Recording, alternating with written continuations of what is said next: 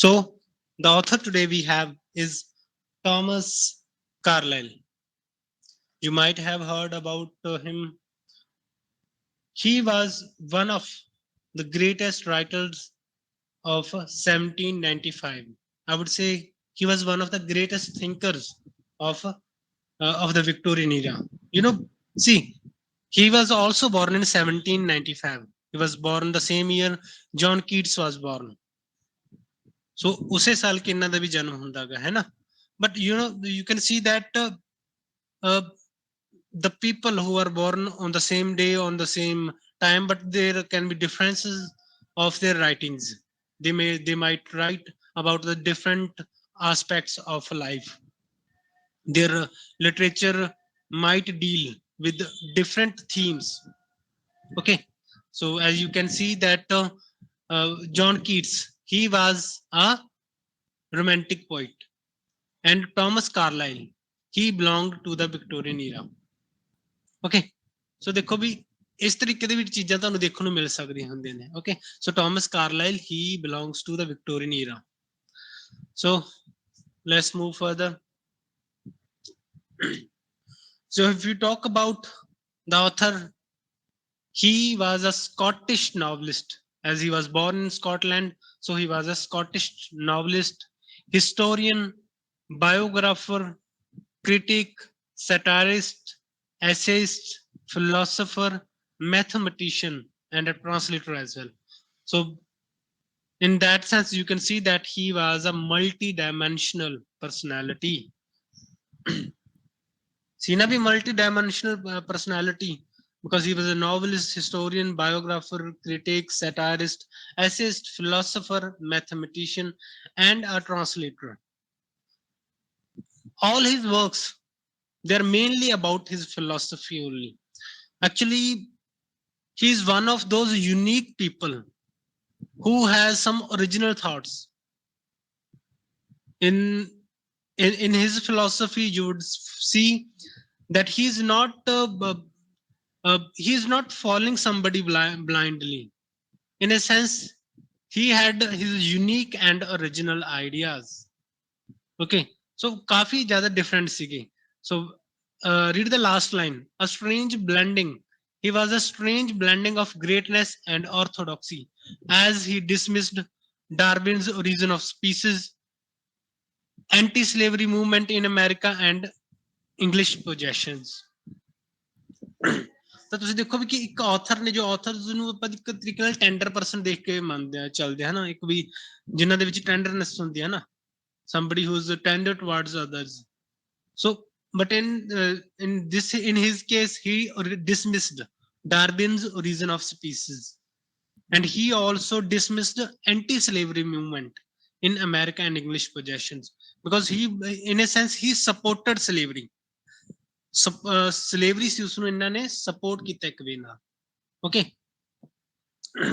so W.V. Yeats said, the chief inspirer of self-educated men in the 80s and early 90s. So he was a chief inspirer for those people who were born in 80s and early 90s, because he was, in a sense, as he has written there, that he was a self-educated man. He was born in Scotland, and his philosophy, his ideas are quite different than others. So that is why he was called the sage of Chelsea as well. ਉਸਨੂੰ ਇੱਕ ਸੇਜ of Chelsea ਵੀ ਬੋਲਿਆ ਜਾਂਦਾ ਇਸੇ ਵਜ੍ਹਾ ਕਰਕੇ, because ਜੋ ਉਹਨਾਂ ਦੀ ਥਿਊਰੀ, ਜੋ ਉਹਨਾਂ ਦੀ ਆਈਡੀਆ ਸੀ, ਜੋ ਉਹਨਾਂ ਦੀ ਇਡੀਓਸਿਨਕ੍ਰੇਸੀ ਸੀ, ਉਹ ਕਾਫੀ ਜ਼ਿਆਦਾ influential C. He was a Calvinist, and he also questions liberty. Calvinist ਹੁੰਦੇ ਨੇਗੇ ਜਿਹੜੇ ਰਿਲੀਜਨ ਨੂੰ, ਜੋ ਤਾਂ ਆਪਣੇ ਉਹ ਨੇਗੇ, ਹਨਾ.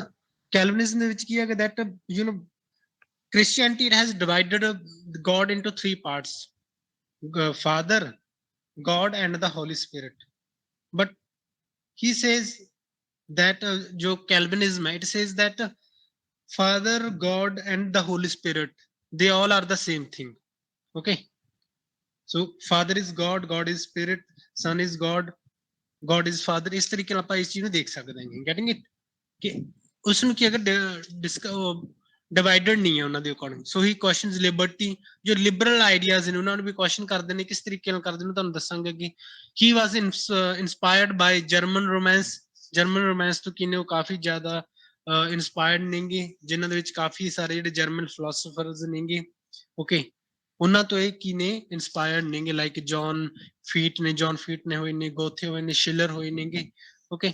ਸੋ ਉਹਨਾਂ ਤੋਂ ਵੀ ਇਹ ਇਨਸਪਾਇਰਡ ਨੇਗੇ। So that is why he wrote biography of Schiller. Schiller ਦੇ ਐਸੇਜ਼ ਨੇ, ਉਹਨਾਂ ਦੀ ਬਾਇਓਗ੍ਰਾਫੀ ਉਹਨਾਂ ਨੇ ਲਿਖੀ। And he also translated Goethe as well, okay. So ਕਈ ਵਾਰ ਕੁਐਸਚਨ ਆਉਂਦਾ ਕਿ who translated Goethe and who wrote the biography of Schiller. So it was Thomas Carlyle. ਜੇ ਤੁਸੀਂ ਆਥਰ ਨੂੰ ਸਮਝ ਲੈਂਦੇ ਹੋ ਨਾ, ਤਾਂ ਤੁਹਾਨੂੰ ਬਾਕੀ ਇਸ ਦਾ ਕੰਟੈਂਟ ਸਮਝਣ ਦੇ ਵਿੱਚ ਬਿਲਕੁਲ ਵੀ ਪ੍ਰੋਬਲਮ ਨਹੀਂ ਆਏਗੀ, ਕਿਉਂਕਿ ਥੋੜੇ ਜਿਹੇ ਆਥਰ ਇੱਕ ਤਰੀਕੇ ਨਾਲ ਡਿਫੀਕਲਟ, ਥੋੜੇ ਜਿਹੇ ਡਿਫਰੈਂਟ ਹੋਣ ਦੀ ਵਜ੍ਹਾ ਕਰਕੇ ਤੁਹਾਨੂੰ ਹੋ ਸਕਦਾ ਡਿਫੀਕਲਟ ਲੱਗਣ, okay. He called democracy mobocracy. So he democracy ਨੂੰ ਮੋਬੋਕ੍ਰੇਸੀ ਬੋਲਦੇ ਨੇ, which he called a bad piece of political machinery. According to him, democracy it is not the right way of ruling people, because in democracy, you know, he called it mobocracy. Mobocracy ਦਾ ਭੀੜ ਤੰਤਰ ਹਨਾ, ਕਿ ਜਿੱਥੇ ਕੀ ਭੀੜ ਹੋਵੇ। ਸੋ obviously if the majority among the people, if the majority of a country belongs to the stupid people, so stupid people, they make the majority of a particular country. So obviously who would rule the country, who would rule that country? Obviously the government of stupid people will be chosen there, and they are going to rule that country, okay. So in that sense ਇੱਕ ਮੋਬੋਕ੍ਰੇਸੀ ਬਣ ਕੇ ਰਹਿ ਜਾਂਦੀ, ਇੱਕ ਭੀੜ ਤੰਤਰ ਰਹਿ ਜਾਂਦੇ, ਕਿ ਜੋ ਇੱਕ ਪਾਰਟੀਕੂਲਰ ਗਰੁੱਪ ਉਸਦੇ ਹਿੱਤਾਂ ਨੂੰ ਕੀ ਹੈਗਾ, ਇੰਟਰਸਟ ਨੇਗੇ ਜਿਹੜੇ, ਉਹਨਾਂ ਨੂੰ ਕੀ ਹੈਗਾ ਧਿਆਨ ਦੇ ਵਿੱਚ ਰੱਖਿਆ ਜਾਏਗਾ। ਐਂਡ ਜਿਹੜੇ ਦੂਸਰਿਆਂ ਦੇ ਇੰਟਰਸਟ ਹੋਣਗੇ, ਮਾਈਨੋਰਟੀਜ਼ ਦੇ, ਉਹ ਕਿਨੇ ਇਗਨੋਰ ਕੀਤੇ ਜਾਣਗੇ, okay. So that is why he said that the country, it should be ruled by a strong just man. Just means honest. So ਇੱਕ strong and honest person ਹੋਣਾ ਚਾਹੀਦਾਗਾ।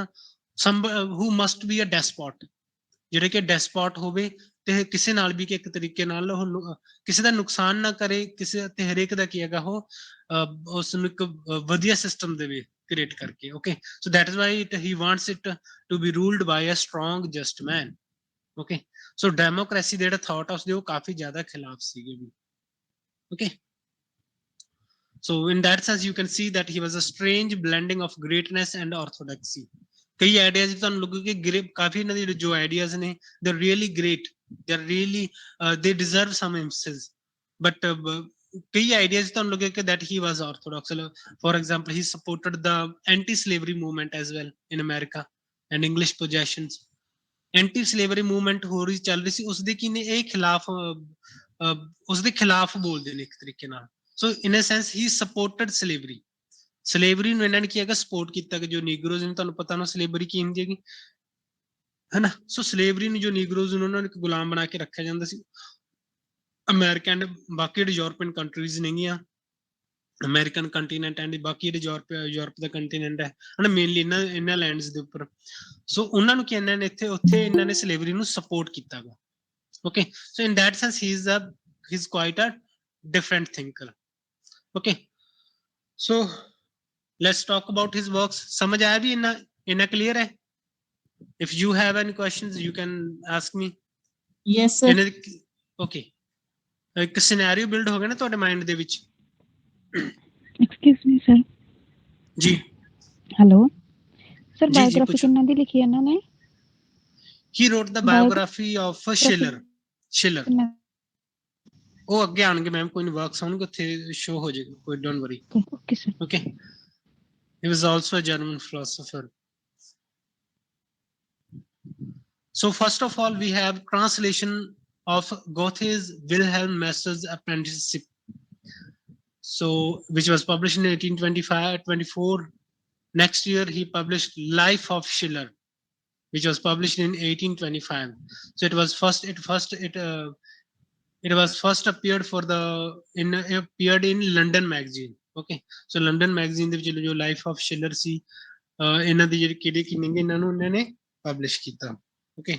So the work is not a great one, there is no need to read anything about it, Okay, इस बारे कुछ भी खास read करने की लोड़ नहीं हैगी कि it's just a prose works ने इन्हां दी कुछ. So then we have his most important, I would say, work, that is Sartor Resartus, the life and opinions of her Teufelsdrockh, sorry, Teufelsdrockh. The work was published in, I would say, as pamphlets in 1831 to 1834. Okay, so ਇਹ ਵਾਲਾ ਜੋ time ਹੈਗਾ ਇਸ ਦੇ ਵਿੱਚ ਕਹਿੰਦੇ ਜਿਹੜੇ work ਸੀ publish ਕੀਤੇ ਜਾਂਦੇ ਨੇ 1831 ਤੋਂ ਲੈ ਕੇ 34 ਤੱਕ. Okay, actually the work was published in America in 1836, and later as a total book it was published in England and probably in 1838, I think. So coffee late publish ਹੁੰਦਾ ਵੈਸੇ, but ਆਪਾਂ ਪਹਿਲਾਂ ਵਾਲੀ ਪਬਲਿਕੇਸ਼ਨ ਹੀ ਮੰਨਾਂਗੇ ਜਿਹੜੀ ਕੀ ਹੈਗੀ magazine ਦੇ ਵਿੱਚ, ਜੋ ਫਰੇਜ਼ਰ ਦੀ ਮੈਗਜ਼ੀਨ ਦੇ ਵਿੱਚ ਕੀ ਹੈਗੀ ਪਬਲਿਸ਼ ਹੋ ਗਈ ਸੀ. Okay, so if we talk about Sartor Resartus, the title means tailor retailored. So this work, it was written under German Romance influence. Okay, so this work was written under the influence of German Romance, German philosophy. Okay, so if we talk about Sartor Resartus, it is one of the greatest works of Carlyle. There are many critics who consider it to be the greatest of all. Okay, so as I told you that Sartor Resartus, it literally means the tailor retailored. So tailor ने किसी चीज ਨੂੰ retailer ਕੀਤਾ ਹੋਵੇ है ना, किसी चीज ਨੂੰ दोबारा बनाया होवे, तो that is what the meaning of the title is. Okay, so it was first published in America in 1836, and the English edition, it came in 1838, as I told you. Okay, but 1831 to 34 ਦੇ ਵਿਚਾਲੇ ਜਿਹੜੇ ਇਹਨਾਂ ਦੇ Fraser magazine ਦੇ ਵਿੱਚ ਇਹ publish ਹੋ ਚੁੱਕੇ ਸੀਗੇ. So if we talk about the work, it is a philosophical essay in which he parodies Hegel. जो Hegel ਹੋਏ ਨੇ philosopher, ਉਹਨਾਂ ਨੂੰ parody ਕਰ ਰਹੇ ਨੇ, which is a combination of a novel, autobiography and essay. So ਇੱਕ ਤਰੀਕੇ ਨਾਲ ਕਿ ਇੱਕ ਨੋਵਲ ਦੀ ਵੀ ਇਸ ਨੂੰ ਆਊਟਲੁੱਕ ਦਿੱਤੀ ਗਈ ਹੈ, ਆਟੋਬਾਇਓਗ੍ਰਾਫੀਕਲ ਐਲੀਮੈਂਟਸ ਹੈਗੇ ਨੇ, ਸੋ that is Y it can also B called N autobiography, and ਐਸੇ ਤਾਂ ਹੈ ਹੀ. ਠੀਕ ਹੈ, ਸੋ ਹੋ ਸਕਦਾ ਕੁਐਸਚਨ ਅੱਜ ਮੇਰੇ ਖਿਆਲ ਚ ਨਹੀਂ ਪੁੱਛਿਆ ਜਾਣਾ ਚਾਹੀਦਾ, ਬਿਕੋਜ਼ ਇਸ ਦਾ ਜਿਹੜਾ ਇੱਕ ਜਨਰ ਹੈਗਾ ਇਹ ਕੀ ਹੈਗਾ, ਕਨਫਿਊਜ਼ਿੰਗ ਹੈਗਾ. Okay, so you can consider it as an essay. So it was published for the first time in Fraser's magazine, and R.W. Emerson wrote preface for American edition. So Ralph Waldo Emerson, he was a great poet in America. He wrote its preface. ठीक है, उन्होंने की इसका भी preface लिखियागा ਜਿਹੜਾ American edition ਸੀਗੇ. He was a great American poet. ठीक है जी, ਉਹਨਾਂ ਨੇ ਕਿ ਇਹਨਾਂ ਦਾ ਅਮਰੀਕਨ ਐਡੀਸ਼ਨ ਦਾ ਪ੍ਰੀਫੇਸ ਲਿਖਿਆਗਾ. ਥੋੜਾ ਜਿਹਾ ਧਿਆਨ ਨਾਲ ਸੁਣਨ ਵਾਲਾ ਵੀ ਇਹ ਜਿਹੜਾ ਵਰਕ ਹੈਗਾ, ਵੈਸੇ ਬਹੁਤ ਈਜ਼ੀ, ਜੇ ਤੁਸੀਂ ਇੱਕ ਵਾਰੀ ਸਮਝ ਗਏ ਫਿਰ ਤੁਹਾਨੂੰ ਈਜ਼ੀ ਲੱਗੇਗਾ, ਕਿਉਂਕਿ ਜਿਹੜੇ ਇਹ ਵਾਲੇ ਆਥਰ ਸੀਗੇ ਇਹ ਕਾਫੀ ਜ਼ਿਆਦਾ ਆਬਸਕਿਓਰ ਵੀ ਸੀਗੇ ਕਈ ਸਿਚੁਏਸ਼ਨਸ ਦੇ ਵਿੱਚ. ਓਕੇ, ਸੋ ਜਦੋਂ ਤੁਹਾਨੂੰ ਸਮਝ ਆ ਗਿਆ ਫਿਰ ਤੁਹਾਨੂੰ ਕਦੇ ਲਾਈਫ ਟਾਈਮ ਕਦੇ ਪ੍ਰੋਬਲਮ ਨਹੀਂ ਆਏਗੀ ਇਸ ਆਥਰ ਨੂੰ, ਬਿਕਾਜ਼ ਤੇ ਨਾ ਹੀ ਸ਼ਾਇਦ ਤੁਸੀਂ ਇਸ ਨੂੰ ਭੁੱਲੋ, ਕਿਉਂਕਿ he is quite different than the rest of the authors, ਹੈ ਨਾ. So the novel, it takes the form of a long review by an unnamed editor for the English publication Fraser's magazine of a fictional German book, Clothes, Their Origin and Influence, by the fictional philosopher Diogenes Teufelsdrockh. So let me explain it in Punjabi that ਇੱਕ philosopher ਨੇ, fictional philosopher ਨੇ, ਠੀਕ ਹੈ, actually ਦੇ ਵਿੱਚੋਂ ਕੁਝ ਹੈ ਨਹੀਂਗੇ, but ਉਹਨਾਂ ਨੂੰ ਕਿ ਇੱਕ ਫਿਕਸ਼ਨਲ ਇਹਨਾਂ ਨੇ ਖੁਦ ਮਨ ਕਰਤਾ ਆਪਣੇ ਕੋਲ ਕ੍ਰੀਏਟ ਕੀਤਾ ਕਿ ਇੱਕ ਫਿਲੋਸੋਫਰ ਹੈ ਡਾਇਓਜੀਨਸ ਟੈਫਲਡ੍ਰੌਕ. ਠੀਕ ਹੈ, ਉਹਨਾਂ ਦੀ ਕੀ ਹੈ ਜੋ ਇੱਕ ਬੁੱਕ ਆ ਰਹੀ ਹੈਗੀ, ਉਹਨਾਂ ਦੀ ਜਰਮਨ ਬੁੱਕ ਹੈ, ਫਿਕਸ਼ਨਲ ਜਰਮਨ ਬੁੱਕ ਹੈਗੀ, clothes their origin and influence.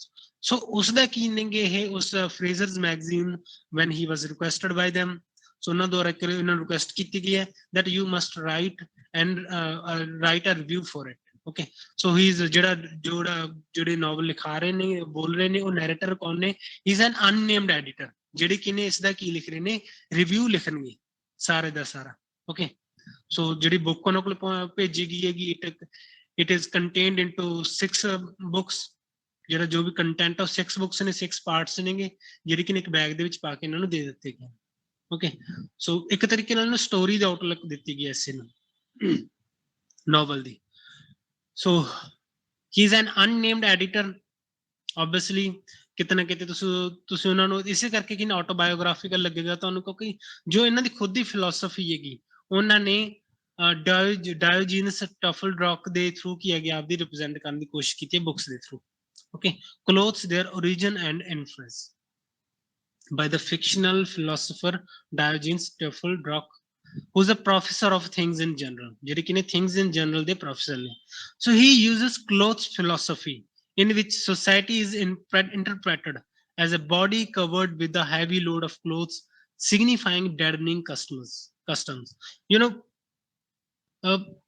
in each society there are some customs, there are some traditions, and they have their own culture.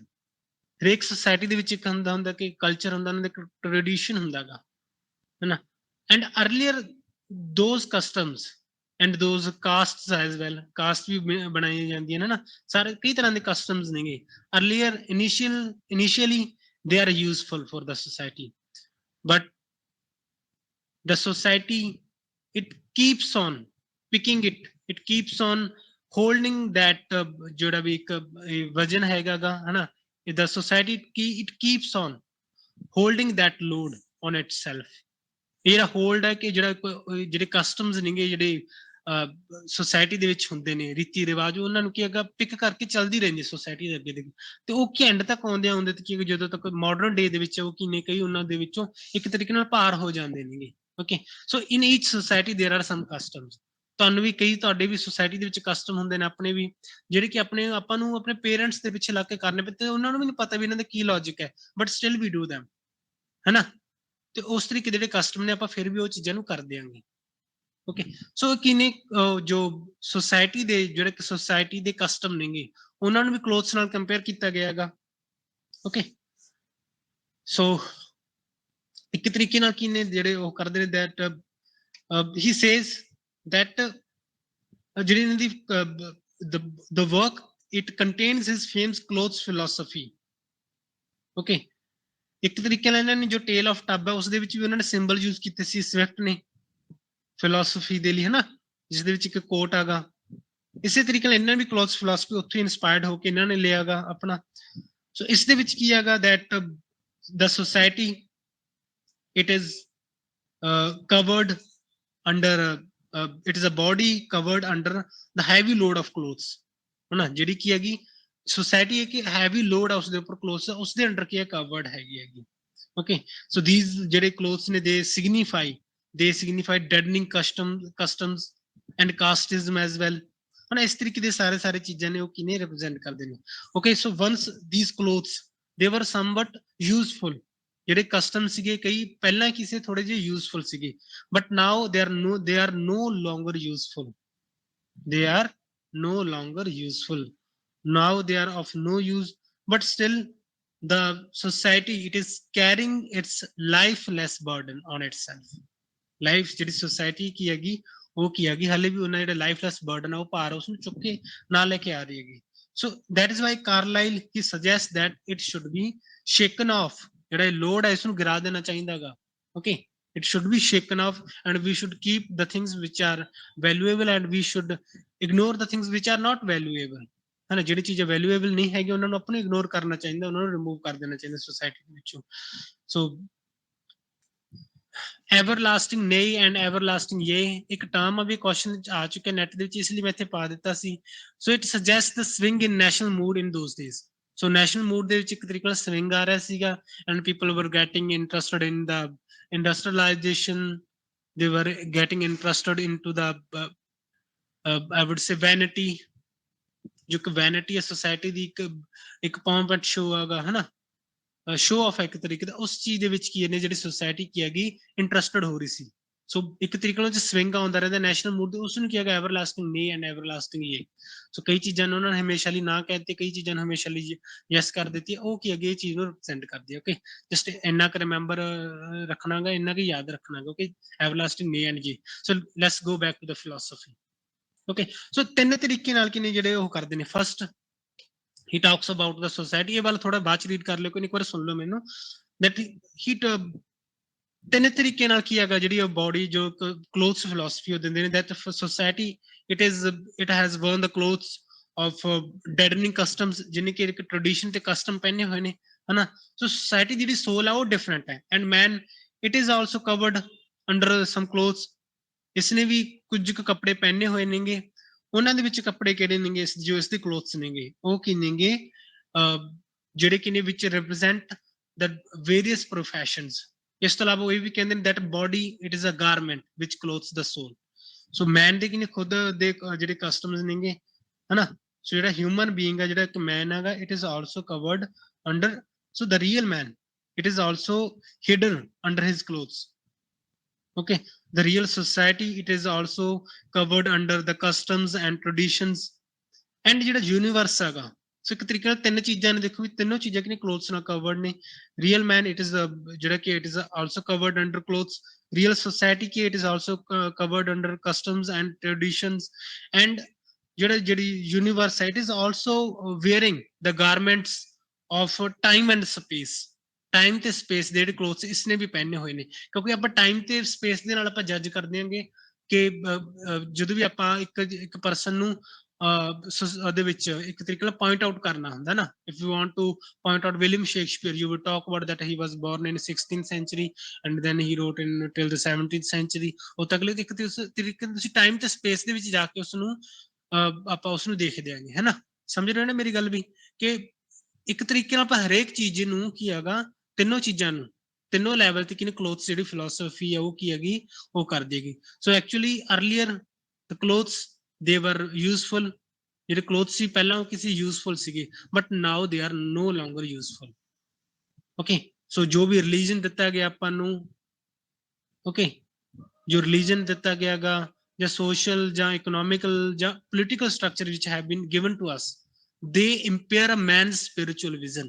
we cannot see the society, the world is actually, है ना, we cannot see the actuality of it। ਐਕਚੁਅਲਿਟੀ ਹੈ ਜਿਹੜੀ ਇਸ society ਦੀ ਜਾਂ world ਦੀ, ਆਪਾਂ ਇਹ ਨਹੀਂ ਦੇਖ ਸਕਦੇਗੇ, because our vision has been impaired, we have been blinded by the thoughts, by the prejudices which have been given to us। ਜਿਹੜੇ ਕਿ ਆਪਾਂ ਖੁਦ ਕ੍ਰੀਏਟ ਨਹੀਂ ਕੀਤੇ ਗਏ, ਜਿਹੜੇ ਪ੍ਰੈਜੁਡਿਸ ਨੇਗੇ, ਜਿਹੜੇ ਲੋਕਾਂ ਦੇ ਪ੍ਰਤੀ ਆਪਾਂ ਨੂੰ ਵਰਲਡ ਦੇ ਪ੍ਰਤੀ ਜੋ ਆਪਾਂ ਨੂੰ ਇੱਕ ਵਿਊ ਪੁਆਇੰਟ ਦਿੱਤਾ ਗਿਆ, ਇੱਕ ਦ੍ਰਿਸ਼ਟੀਕੋਣ ਦਿੱਤਾ ਗਿਆ ਗਾ, ਉਹ ਕੀ ਹੈਗਾ ਆਪਾਂ ਨੂੰ ਬਲਾਈਂਡ ਕਰਨ ਲਈ ਦਿੱਤਾ ਗਿਆ ਗਾ, ਬਟ ਐਕਚੁਅਲੀ ਉਸ ਤਰੀਕੇ ਦਾ ਨਹੀਂ ਹੈਗਾ ਗਾ। ਓਕੇ, ਸੋ ਹੁਣ ਇਹ ਜਿਹੜਾ ਤੁਹਾਨੂੰ ਪੁਆਇੰਟਸ ਨੇ ਨਾ, ਤੁਹਾਨੂੰ ਸਾਰਾ ਸਮਝ ਆ ਜਾਣਗੇ ਕਿਸ ਤਰੀਕੇ ਦੀ ਫਿਲੋਸਫੀ ਹੈਗੀ। ਵੈਸੇ ਤੁਹਾਨੂੰ ਇੰਨਾ ਡੀਪ ਨਹੀਂ ਆਉਣਾਗਾ ਇਹਦੇ ਵਿੱਚੋਂ, ਬਟ ਮੈਨੂੰ ਇਹ ਵੀ ਤੁਸੀਂ ਸਮਝ ਲਓਗੇ, ਜੇ ਸਮਝ ਲਓਗੇ ਤੁਹਾਨੂੰ ਬੋਰਿੰਗ ਨਹੀਂ ਲੱਗੇਗਾ। ਓਕੇ, ਜਦੋਂ ਵੀ ਤੁਸੀਂ ਰੀਡ ਕਰੋਗੇ ਨੈਕਸਟ ਟਾਈਮ ਤੁਹਾਡੇ ਯਾਦ ਵੀ ਰਹਿ ਜਾਏਗੀ easily. So Teufelsdrockh it means God born out of devil's dung. Okay, so devil ਦੇ ਡੰਗ ਤੋਂ, ਡੈਵਲਸ ਡੰਗ ਮੀਨਸ ਗੋਬਰ।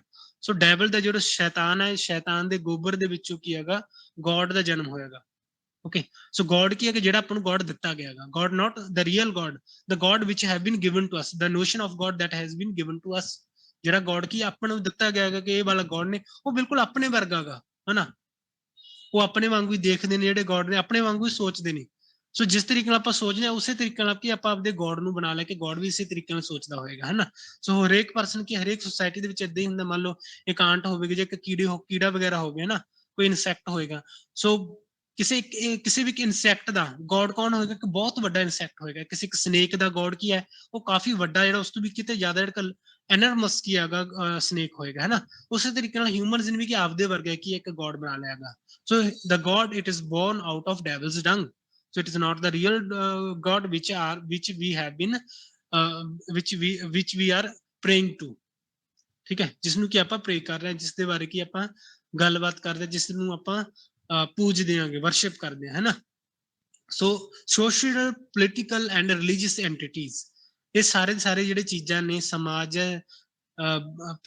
ਜੋ ਪੋਲਿਟਿਕਸ ਹੈ ਜਾਂ ਰਿਲੀਜੀਅਸ ਅਫੇਅਰਸ ਨੇਗੇ, okay, they have impaired the man's spiritual vision। ਸੋ ਹੁਣ ਕੀ ਹੈਗਾ, ਤੁਸੀਂ ਦੇਖੋ ਕਿ ਸਾਰੇ ਐਸਪੈਕਟਸ ਤੋਂ ਦੇਖੋ, ਤੁਸੀਂ ਜਿਊਸ ਨੂੰ ਕਿਉਂ ਨਹੀਂ ਮੰਨਦੇ ਵੀ, ਜਾਂ ਤੁਸੀਂ ਜੀਸਸ ਕ੍ਰਾਈਸਟ ਦੇ ਵਿੱਚ ਕਿਉਂ ਨਹੀਂ ਤੁਹਾਨੂੰ ਬਲੀਫ ਹੈਗਾ? because we belong to India and we have a different society here. We have a Sikh society here or we have a Hindu society here, है ना? So आप उस गॉड ਨੂੰ ਕੀ ਹੈਗਾ ਬਲੀਵ ਨਹੀਂ ਕਰਦੇ ਸੀ, ਤੇ ਇੱਕ ਤਰੀਕੇ ਨਾਲ ਆਪਾਂ ਸੋਸ਼ਲੀ ਬਾਉਂਡ ਕਰਤਾ ਗॉड ਨੂੰ, okay, then politically as well, ਹੈ ਨਾ?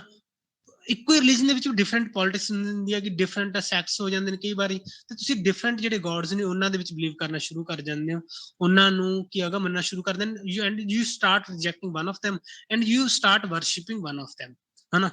ਮੰਨ ਲਓ ਦੋ ਬ੍ਰਦਰਸ ਹੋਣ, ਉਹਨਾਂ ਨੂੰ ਕਿ ਦੋਨਾਂ ਦੇ ਵਿੱਚੋਂ ਇੱਕ ਜੋ ਕਿ ਦੋਨੋਂ ਗ੍ਰੇਟ ਪਰਸਨੈਲਿਟੀਜ਼, ਦੋਨਾਂ ਨੂੰ ਕਿ ਇੱਕ ਗॉड ਦਾ ਰੂਪ ਮੰਨਿਆ ਜਾਂਦਾ ਹੋਵੇ, ਬਟ ਦੋਨੋਂ ਕਿ ਡਿਫਰੈਂਟ ਸੈਕਸ ਨੂੰ ਰਿਪਰੈਜ਼ੈਂਟ ਕਰਦੇ ਹਨ, ਇਸ ਕਰਕੇ ਕੀ ਹੈਗਾ ਉਹ ਪੋਲਿਟਿਕਸ ਆ ਜਾਂਦੀ ਹੈ ਉਸ ਚੀਜ਼ ਦੇ ਵਿੱਚ ਵੀ, okay. And religious obviously as I told you that religiousness ਨੇ ਵੀ ਕੀ ਆਪਾਂ ਨੂੰ ਕੀ ਕੀਤਾਗਾ, ਬ੍ਰੇਕ ਕੀਤਾਗਾ, okay.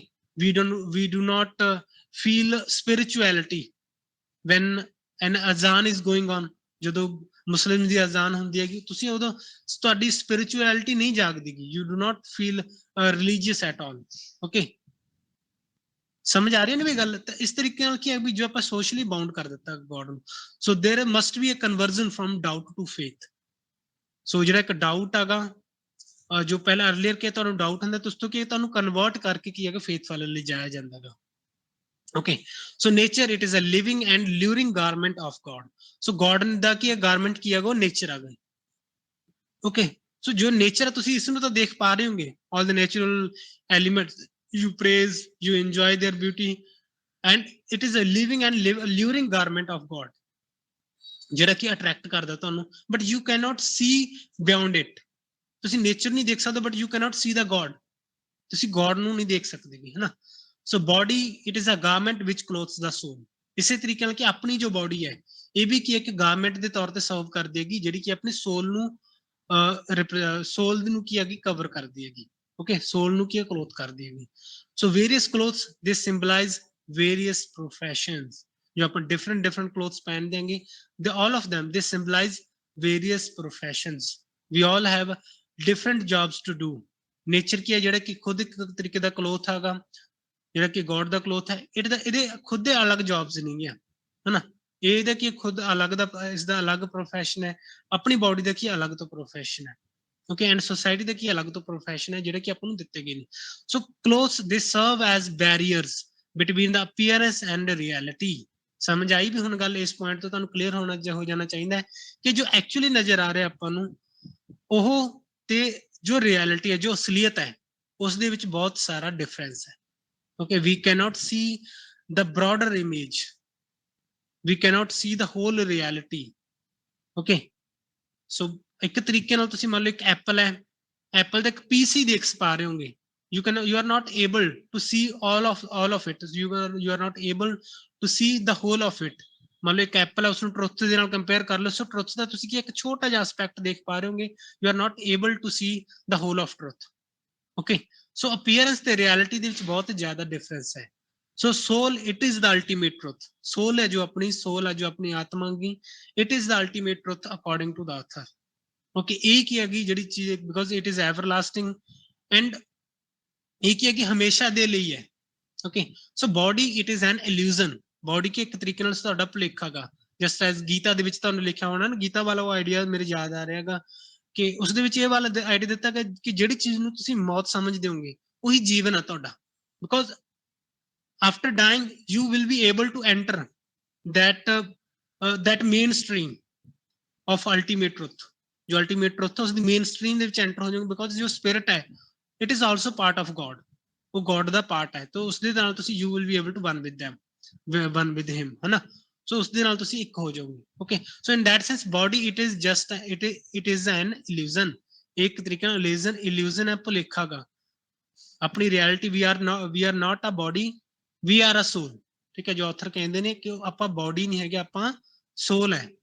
So a loving heart, so you must have a loving heart, so that is the beginning। if you have a loving heart, at that moment you will be able to receive all type of knowledge, you will be able to see the whole truth, you will be able to see the whole picture of truth, okay so ਯਾਰ ਸਾਰੀ ਜਿਹੜੀ complete picture ਹੈ ਤੁਸੀਂ ਉਦੋਂ ਦੇਖਣਾ ਸ਼ੁਰੂ ਕਰ ਦਿਓਗੇ when you start loving people and if you keep on judging people ਜੇ ਤੁਸੀਂ ਜੱਜ ਕਰਦੇ ਰਹੋ ਕਿ ਇਹ ਵਾਲਾ ਪਰਸਨ ਇਦਾਂ ਦੇ ਇਹ ਵਾਲੇ ਪਰਸਨ ਇਸ ਵਰਲਡ ਦੇ ਲੋਕ ਇਸ ਤਰੀਕੇ ਦੇ ਹੁੰਦੇ ਨੇ ਇਸ ਸੋਸਾਇਟੀ ਦੇ ਲੋਕ ਇਸ ਤਰੀਕੇ ਦੇ ਨੇ then you will have no time to love them and ਉਸ ਤਰੀਕੇ ਨਾਲ ਉਹ ਪੋਇਟ ਕਹੇ ਜੋ ਆਪਣੇ ਆਥਰ ਨੇ ਉਹ ਕਹਿੰਦੇ ਨੇ ਕਿ ਜੋ ਇੱਕ ਲਵਿੰਗ ਹਾਰਟ ਹੈ it is the beginning of all knowledge okay so a loving heart it is the beginning of all knowledge ਠੀਕ ਹੈ ਵੀ ਇਹ ਗੱਲ ਸਮਝ ਆਈ ਨਹੀਂ ਕਾ ਕਲੀਅਰ ਹੈ ਜੀ ਕਿਸੇ ਨੂੰ Amanpreet ma'am did you get it ਇਹਨਾਂ ਡੀਪ ਨਹੀਂ ਆਉਣਾ ਵੈਸੇ ਤੁਹਾਨੂੰ ਬਟ ਸਰਫੇਸ ਲੈਵਲ ਤੋਂ ਹਾਂ ਹਾਂ ਬਟ ਮੈਨੂੰ ਤੁਹਾਨੂੰ ਫਿਲਾਸਫੀ ਥੋੜੀ ਸਮਝ ਆ ਜੇ ਕਿਉਂਕਿ ਜੋ ਤੁਹਾਨੂੰ ਬਾਕੀ ਕੰਟੈਂਟ ਦੇਵਾਂਗੇ ਉਸ ਦੇ ਵਿੱਚ ਹੋਰ ਸਮਝ ਆ ਜਾਏਗਾ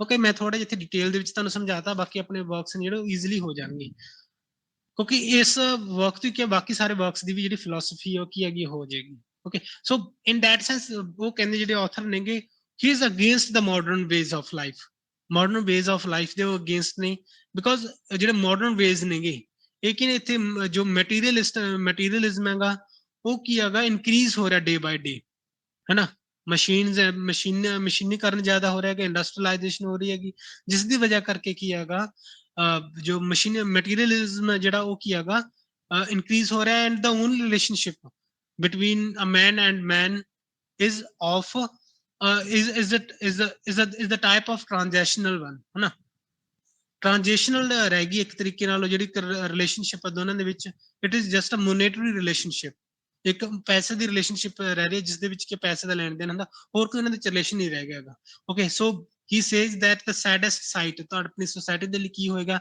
that there will be a man who is willing to work but he will be unable to work okay ਉਹ ਕੰਮ ਕਰਨਾ ਚਾਹੁੰਦਾਗਾ ਬਟ ਉਸਨੂੰ ਕੰਮ ਨਹੀਂ ਮਿਲੂਗਾ ਇਹ ਵਾਲੀ ਚੀਜ਼ ਕੀ ਹੈਗੀ ਤੁਹਾਨੂੰ ਪ੍ਰੋਬਲਮ ਕ੍ਰੀਏਟ ਕਰੇਗੀ okay so a man willing to work but unable to work ਇੱਕ ਤਰੀਕੇ ਨਾਲ ਸਮਝ ਰਹੇ ਹੋ ਨਾ ਵੀ ਗੱਲ ਤੁਸੀਂ ਕਿ ਸੈਡੈਸਟ ਸਾਈਟ ਹੋਏਗਾ ਆਪਣੀ ਸੋਸਾਇਟੀ ਦਾ ਜੋ ਮਟੀਰੀਅਲਿਜ਼ਮ ਵਧੇਗਾ ਜਿਵੇਂ ਕਿ ਤੁਹਾਡੇ ਸਾਹਮਣੇ ਅੱਗੇ ਤੁਹਾਨੂੰ ਦੇਖਣ ਨੂੰ ਮਿਲੇਗਾ ਕਿ ਜੋ AI ਆਏਗੀ ਆਰਟੀਫੀਸ਼ੀਅਲ ਇੰਟੈਲੀਜੈਂਸ ਆਏਗੀ ਉਹ ਕੀ ਜੌਬਸ ਖੋ ਲੇਗੀ ਹਨਾ ਤੁਸੀਂ ਉਹਨਾਂ ਦੇ ਸੌਂਗਸ ਵੀ ਦੇਖਦੇ ਹੋਗੇ ਅੱਜ ਕੱਲ AI ਦੇ ਕ੍ਰੀਏਟ ਕੀਤੇ ਹੋਏ ਇਹ ਐਕਚੁਅਲੀ ਸਿੰਗਰ ਦੀ ਤਰ੍ਹਾਂ ਸਿੰਗ ਕਰ ਰਹੀ ਹੈ ਬਿਲਕੁਲ ਉਸੇ ਦੀ ਵੌਇਸ ਦੇ ਵਿੱਚ ਤੇ ਉਸ ਤੋਂ ਵੀ ਕਿਤੇ ਜ਼ਿਆਦਾ ਬੈਟਰ ਸੋ ਆਬਵੀਅਸਲੀ ਕਿਸੇ ਦਿਨ ਇਦਾਂ ਦੇ ਹੋਣਗੇ ਕਿ ਜੋ ਲੋਕ ਕਿਸੇ ਪਾਰਟਿਕੂਲਰ ਪਰਸਨ ਦੀ ਵੌਇਸ ਲੈ ਲੈਣਗੇ ਇੱਕ ਵਾਰੀ ਤੇ ਉਸ ਦੀ ਵੌਇਸ ਦੇ ਵਿੱਚ ਸੌਂਗਸ ਕ੍ਰੀਏਟ ਕਰ ਲੈਣਗੇ ਜਿੰਨੇ ਮਰਜ਼ੀ ਹੈ ਨਾ so let's move further Sartor Resartus philosophy ਸਮਝ ਆਈ ਵੀ ਸਾਰੀ ਦੀ ਸਾਰੀ okay so that was ਸਾਰਟਰ resorts ਇਹੀ ਵਰਕ ਤੇ ਥੋੜਾ ਮੈਨੂੰ ਐਸੀ ਟਾਈਮ ਦੇਦਾ ਕਿਉਂਕਿ ਡਿਫਿਕਲਟ ਵਰਕ ਹੈ ਤੁਹਾਨੂੰ ਕਿਤੇ ਵੀ ਮਿਲੇਗਾ ਵੀ ਨਹੀਂ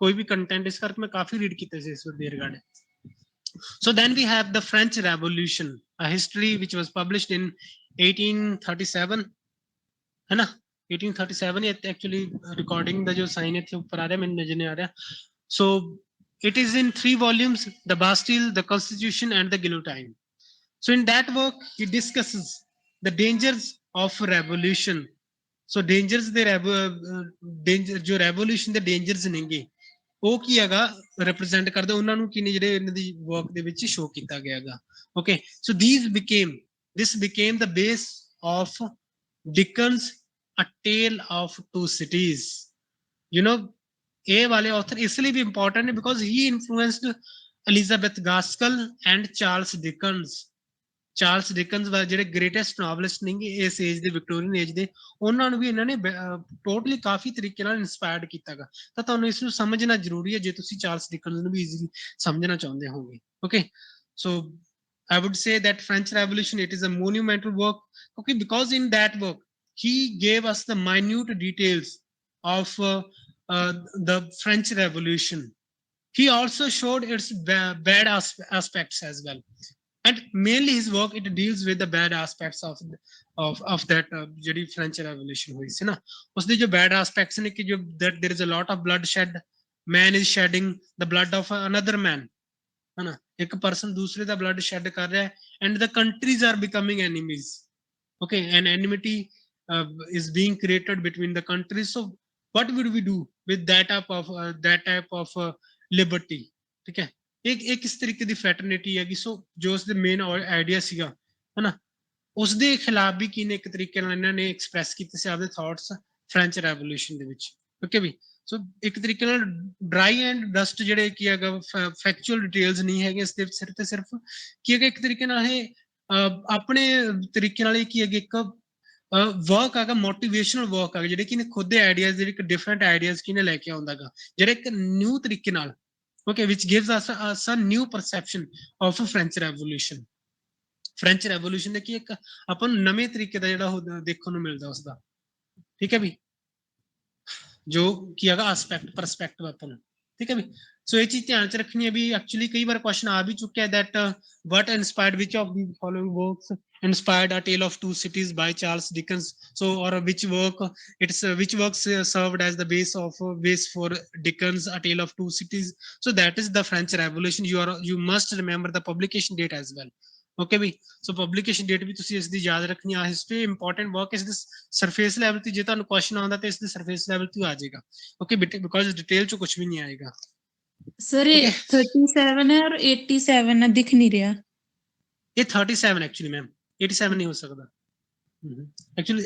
ਹਾਂਜੀ ਹਾਂਜੀ 37 ਮੇਰੇ ਫੋਨ ਚ ਦਿਖ ਰਿਹਾ, ਲੈਪਟਾਪ ਚ ਨਹੀਂ ਨਜ਼ਰ ਆ ਰਿਹਾ ਜੀ। So let's move further. Then we have Chartism. So in that work, he tries to answer the modern day England questions. So in that work, he attacked laissez-faire and dangers of revolution. You know, obviously, being an English author, he must be concerned about England as well, ਹੈ ਨਾ, ਕਿਉਂਕਿ ਉਹਨਾਂ ਦੇ ਵਿੱਚ Britain ਲਗਭਗ ਇੱਕੋ ਹੀ ਤਰੀਕੇ ਦਾ ਸੀਗਾ, ਹੈ ਨਾ, ਜਾਂ ਕਿਤੇ ਨਾ ਕਿਸੇ ਤਰੀਕੇ ਨਾਲ ਰਿਲੇਟਡ ਸੀ ਸਾਰੇ ਦੇ ਸਾਰੇ, ਜੋ ਐਟਲੀਸਟ ਜਿਹੜੇ ਯੂਨਾਈਟਿਡ ਕਿੰਗਡਮ ਨਾਲ ਰਿਲੇਟਡ ਕੰਟਰੀਜ਼ ਸੀਗੀਆਂ, ਓਕੇ। ਸੋ ਸਾਰੇ ਦੇ ਸਾਰੇ ਕੀ ਸੀ, ਯੂਰਪੀਅਨ ਕੰਟਰੀਜ਼, ਉਹ ਇੰਗਲੈਂਡ ਦੇ ਨਾਲ ਰਿਲੇਟਡ ਸੀਗੀਆਂ। ਸੋ in that work, he deals with the question of England. Actually, in that work, he criticizes the modern day England because it is indulging itself in the materialism. ਪਦਾਰਥਵਾਦ ਹੈ ਜੋ ਉਸਦੇ ਵਿੱਚ ਕੀ ਆਪਦੇ ਆਪ ਨੂੰ ਇਹ ਬਿਲਕੁਲ ਇਨਵੋਲਵ ਕਰ ਰਿਹਾ, ਟੋਟਲੀ ਕਿਵੇਂ ਕਰ ਰਿਹਾ ਕਿ ਦੈਟ, ਜਿਵੇਂ ਕਿ ਤੁਹਾਨੂੰ ਪਿਛਲੇ ਵਰਕ ਦੇ ਵਿੱਚ ਹੀ ਦੱਸ ਕੇ ਹਟਿਆ, ਸਾਰਿਆਂ ਦੇ ਵਿੱਚ ਤੁਹਾਨੂੰ ਕਿਤੇ ਨਾ ਕਿਤੇ ਰਿਲੇਟਡ ਜੀ ਫਿਲਾਸਫੀ ਮਿਲ ਸਕਦੀ ਸਾਰੇ ਵਰਕਸ ਦੇ ਵਿੱਚ ਹੀ, ਕਿਉਂਕਿ ਇਸ ਦੇ ਵਿੱਚ ਜੋ ਲੇਸਸ ਫੇਅਰ ਦੀ ਫਿਲਾਸਫੀ, ਜੋ ਲੇਸਸ ਫੇਅਰ ਦੀ ਉਹਨਾਂ ਦੇ ਦਿਨਾਂ ਦੇ ਵਿੱਚ ਇੱਕ ਟਰਮ ਸੀ, ਆਈਡੀਓਲੋਜੀ ਸੀਗੀ। Actually it is a term which deals with economics ਦੇ ਫੀਲਡ ਦੇ ਨਾਲ ਡੀਲ ਕਰਦੀ ਹੈ ਕਿ ਲੇਸਸ ਫੇਅਰ ਦੀ term, okay. So what do we mean by the laissez-faire? Laissez-faire means free of all control, free of all government control. ਸੋ ਉਹਨਾਂ ਦਿਨਾਂ ਦੇ ਵਿੱਚ ਜੋ ਵੀ ਇੰਡਸਟਰੀਅਲਿਸਟ ਸੀਗੇ, ਉਹ ਕੀ ਚਾਹੁੰਦੇ ਸੀ, ਜਾਂ ਕੰਪਨੀ ਸੀ ਇੰਗਲੈਂਡ ਦੇ ਵਿੱਚ, ਉਹ ਚਾਹੁੰਦੇ ਸੀ ਕਿ ਇੱਕ ਲੇਸਸ ਫੇਅਰ ਹੋਵੇ, ਕਿ ਜੋ ਵੀ ਕੰਟਰੀਜ਼ ਨੇ, ਕਿਸੇ ਵੀ ਕੰਟਰੀ ਦੇ ਵਿੱਚ ਕੁਝ ਵੀ ਜੋ ਬਿਜ਼ਨਸ ਆਪਦਾ ਐਕਸਟੈਂਡ ਕਰਨੇ ਚਾਹੁੰਦੀਆਂ ਨੇਗੀਆਂ, ਉਹ ਕਿਨੇ ਲੇਸਸ ਫੇਅਰ ਦੇ ਥਰੂ ਕਰਨ, ਮਤਲਬ ਕਿ ਉਹਨਾਂ ਦੇ ਉੱਪਰ ਗਵਰਨਮੈਂਟ ਦਾ ਕੋਈ ਵੀ ਕੰਟਰੋਲ ਨਾ ਹੋਵੇ, ਓਕੇ। ਸੋ ਇਸ ਤਰੀਕੇ ਨਾਲ ਕਿ ਉਹ ਇੱਕ ਫ੍ਰੀ ਟ੍ਰੇਡ, ਕਿ ਵਰਲਡ ਦੇ ਵਿੱਚ ਫ੍ਰੀ ਟ੍ਰੇਡ ਹੋਵੇ, ਇੱਕ ਦੂਸਰੇ ਨਾਲ ਚੀਜ਼ਾਂ ਲੈਣ ਦੇਣ ਹੋਵੇ, ਤੇ ਇੱਕ ਜਿਹੜੀ ਚੀਜ਼ਾਂ ਲੋਕਾਂ ਨੂੰ ਮਿਲਣੇ ਚਾਹੀਦੇ ਨੇ ਉਹ ਲੋਕਾਂ ਨੂੰ ਉਹ ਦੇਣ। ਇੱਕ ਤਰੀਕੇ ਨਾਲ ਤੁਹਾਨੂੰ ਦੇਖਣ ਦੇ ਵਿੱਚ ਜਿਹੜੀ ਟਰਮ ਆ ਗਈ ਈਜ਼ੀ ਲੱਗੇਗੀ, ਤੇ ਇਹ ਵੀ ਵਧੀਆ ਵੀ ਲੱਗੇਗੀ, ਹੈ ਨਾ, ਕਿ ਹਾਂ ਵੀ ਜੋ ਕੋਈ ਆਪਦਾ ਬਿਜ਼ਨਸ ਕਰਨਾ ਚਾਹੁੰਦਾ ਈਜ਼ੀਲੀ ਉਸਨੂੰ ਕਰਨ ਦੇਣਾ ਚਾਹੀਦਾ ਗਾ। But no, there are some thing which we need to add into it, ਹੈ ਨਾ, ਕਿ ਕੁਝ ਚੀਜ਼ਾਂ ਹੁੰਦੀਆਂ ਨੇ ਲਾਈਕ ਫੋਰ ਐਗਜ਼ਾਮਪਲ, ਜੇ ਕਿਸੇ ਵੀ ਚੀਜ਼ ਤੇ ਕੋਈ ਕੰਟਰੋਲ ਨਹੀਂ ਹੋਏਗਾ, ਹੈ ਨਾ, ਸੋ ਜਦੋਂ ਟਫ ਟਾਈਮਸ ਆਉਣਗੇ ਸੋਸਾਇਟੀ ਦੇ ਉੱਪਰ, so they will be allowed, they will be free to increase the prices. ਜੋ ਕੰਪਨੀਜ਼ ਨੇ ਫ੍ਰੀ ਪ੍ਰਾਈਸਿਸ ਉਹਨਾਂ ਦੇ ਇਨਕਰੀਜ਼ ਕਰ ਦੇਣਗੇ, ਉਹਨਾਂ ਤੇ ਜਦੋਂ ਕੋਈ ਕੰਟਰੋਲ ਹੀ ਨਹੀਂ ਹੋਏਗਾ ਕਿਸੇ ਤਰੀਕੇ ਦੇ ਨਾਲ, ਹੈ ਨਾ। ਸੋ ਗਵਰਨਮੈਂਟ ਕਾਹਦੀ ਰਹੇਗੀ, ਜਿਨ੍ਹਾਂ ਦਾ ਜਿਸਦਾ ਕਿ ਇਹਨਾਂ ਚੀਜ਼ਾਂ ਦੇ ਉੱਪਰ ਕੰਟਰੋਲ ਹੀ ਨਹੀਂ ਹੈਗਾ, ਹੈ ਨਾ। ਜਿਵੇਂ ਕਿ ਤੁਸੀਂ ਦੇਖਿਆ ਹੋਣਾ ਹੁਣ ਪਿੱਛੇ ਜੇ ਆਪਣੇ ਯੂਕਰੇਨ ਤੇ ਇੰਗਲੈਂਡ, ਆਪਣੇ ਰਸ਼ੀਆ ਦੇ ਵਿੱਚ ਵਾਰ ਹੁੰਦੀ ਹੈਗੀ, ਰਸ਼ੀਆ ਤੇ ਯੂਕਰੇਨ ਦੇ ਵਿੱਚ ਵਾਰ ਸੀਗੀ, a state of war emerged between both the countries, and some of our students, some of Indian students, where they were doing MBBS there, ਉੱਥੇ ਕੁਝ ਸਟੂਡੈਂਟਸ MBBS ਕਰਨ ਗਏ ਸੀਗੇ। ਸੋ ਅਚਾਨਕ ਕੀ ਹੁੰਦਾ, ਜੋ ਪਲੇਨ ਦੇ ਪ੍ਰਾਈਸਿਸ ਨੇਗੇ, ਟਿਕਟ ਦੇ ਪ੍ਰਾਈਸਿਸ ਨੇ ਏਅਰਪਲੇਨ ਦੀ, ਉਸਦੇ ਕੀ ਨੇਗੇ ਪ੍ਰਾਈਸਿਸ ਨੇ ਬਹੁਤ ਜ਼ਿਆਦਾ ਇਨਕਰੀਜ਼ ਕਰ ਦਿੱਤੇ ਜਾਂਦੇ ਨੇ। ਕਿਉਂ ਇਨਕਰੀਜ਼ ਕਰ ਦਿੱਤੇ ਜਾਂਦੇ ਨੇ? Because we do not have any government company, we do not have any government company which is related to the airplanes, because ਜਿਹੜੀ ਇੱਕੋ ਹੀ ਕੰਪਨੀ ਸੀ 에ਅਰ ਇੰਡੀਆ, ਉਹ ਕੀ it has been sold out, ਹੈ ਨਾ, ਉਹ ਕੀ ਖਤਮ ਹੋ ਚੁੱਕੀ, ਉਹ ਵੀਕ ਹੋ ਗਈ, ਤੇ ਉਸਨੂੰ ਵੇਚ ਦਿੱਤਾ ਗਿਆ ਗਵਰਨਮੈਂਟ ਦੇ ਦੁਆਰਾ, ਹੈ ਨਾ। ਇੱਕ ਤਰੀਕੇ ਨਾਲ ਵੀ ਉਹ ਜੋ ਫਿਲਾਸਫੀ ਸੀ ਉਹਨਾਂ ਦੇ ਖਿਲਾਫ ਹੀ ਬੋਲਦੇ ਨੇ। ਇਹੀ ਪੁਆਇੰਟ ਕੀ ਇਹਨਾਂ ਨੇ ਦਿੱਤਾ ਗਾ, ਇੱਕ ਤਰੀਕੇ ਨਾਲ ਤੁਹਾਨੂੰ ਐਗਜ਼ਾਮਪਲ ਦੇ ਨਾਲ ਐਕਸਪਲੇਨ ਕਰ ਦਿੱਤਾ ਇਹ ਚੀਜ਼ ਵੀ, ਕਿ ਲੈਸਸ ਫੇਅਰ ਨੂੰ ਕੀ ਉਹ ਵੀ ਉਹ ਕਰਦੇ ਨੇ, that we should be concerned with the welfare of the people, ਕਿ ਗਵਰਨਮੈਂਟ ਦਾ ਫੋਕਸ ਕੀ ਹੈ, ਲੋਕਾਂ ਦਾ ਵੈਲਫੇਅਰ ਹੋਣਾ ਚਾਹੀਦਾਗਾ, ਉਹਨਾਂ ਨੂੰ ਕਿਹੜੀ ਚੀਜ਼ ਦੇਣੀ ਹੈ ਜਾਂ ਨਹੀਂ ਦੇਣੀ ਚਾਹੀਦੀ ਚੀਜ਼, ਉਹ ਕੀ ਗਵਰਨਮੈਂਟ ਨੂੰ ਡਿਸਾਈਡ ਕਰਨਾ ਚਾਹੀਦਾਗਾ। Okay, so these are the dangers of revolution, that some people they keep on growing rich and some of the people they will keep on growing weaker and they will keep on becoming poorer and poorer day by day, है ना। तो एक तरीके ਨਾਲ ਗਰੀਬ and ਗਰੀਬ ਹੁੰਦੇ ਜਾਣਗੇ ਤੇ ਉਹ ਅਮੀਰ ਤੇ ਅਮੀਰ ਹੁੰਦੇ ਜਾਣਗੇ। Okay, so on heroes, hero worship and the heroic in the history 1841. So it is a series of 6 lectures. History is nothing but the biography of great men.